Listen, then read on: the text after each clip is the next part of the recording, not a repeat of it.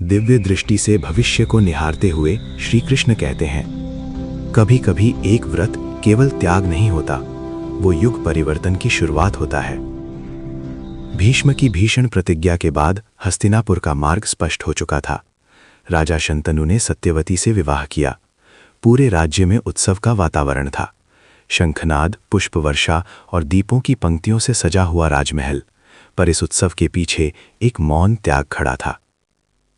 साधारण मछुआरे की पुत्री रही सत्यवती अब हस्तिनापुर की महारानी बनकर महल में प्रवेश करती हैं।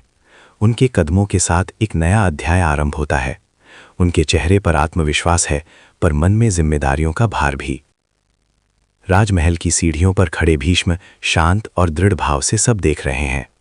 उन्होंने सब कुछ त्याग दिया, सिंहासन, विवाह, व्यक्तिगत सुख, सिर्फ अपने पिता की प्रसन्नता और राज्य की स्थिरता के लिए। अब वे हस्तिनापुर के संरक्षक हैं, पर राजा नहीं। समय बीतता है। सत्यवती को 2 पुत्र प्राप्त होते हैं, चित्रांगद और विचित्रवीर्य। राज्य को उत्तराधिकारी मिल जाता है।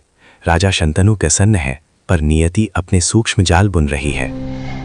कुछ वर्षों बाद शंतनु इस संसार को छोड़ देते हैं। हस्तिनापुर एक बार फिर अनिश्चितता के मोड़ पर खड़ा है।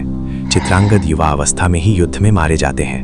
अब विचित्रवीर्य सिंहासन पर बैठते हैं, पर वे भी दुर्बल स्वास्थ्य के कारण अधिक समय तक जीवित नहीं रहते।